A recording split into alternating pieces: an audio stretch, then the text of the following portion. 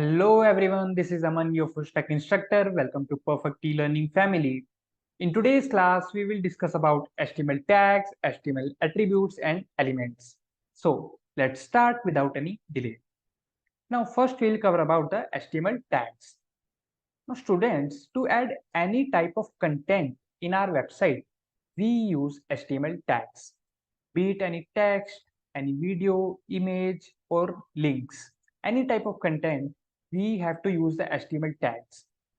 So the syntax of writing any HTML tag is following. So we write opening angular bracket, then we write the name of the tag, and then we write the closing angular bracket. So this syntax is used to add any type of HTML tag.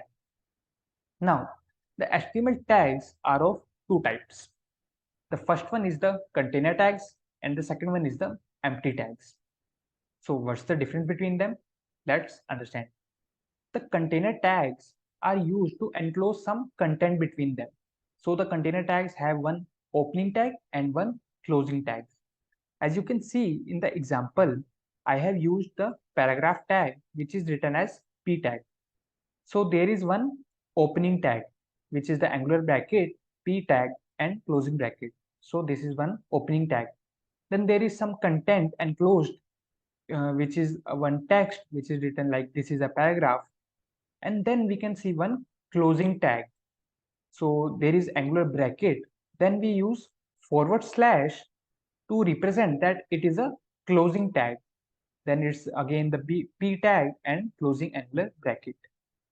So this is one example of a container tag, and there are many container tags, and basically container tags are used to enclose some content between them.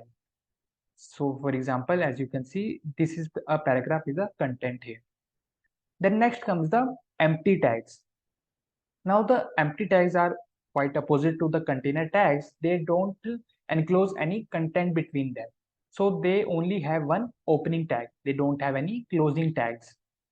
If I give you one example, the image tags and line breaks tags are the example of empty tags. So image tags are written as like img tag, and for the line breaks we use br tags. So they have only the opening tag, they don't have any content between them, and they don't have any closing tags as well.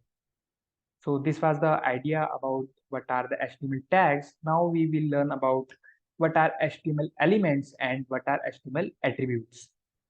So the HTML elements consist of starting tag, content, and closing tag. If we join these three parts together, then it consists of one HTML element. And example I have already uh, described you, like this is opening tag, this is some content, and this is closing tag, and collectively it is called as one HTML element, which is like a paragraph element. Okay, got it? Then next comes the attributes. So the HTML elements can have attributes which define the additional property about that element. If I give you one example, here I have used one anchor tag which is basically used to add links on our web pages. So it has one attribute. As you can see in the opening tag of the anchor tag, here you can see href property, which is basically defining the address of the link, basically where the link will take us to. So href is the additional information, or we can say it is a attribute. So this was the basic idea of the HTML tags, elements, and attributes. And we will practice these practically in our upcoming lectures, so you don't have to worry about that. And I hope you have learned this topic very well. So now practice or learn by yourself. I'll see you in the next class. Till then, keep learning, keep growing.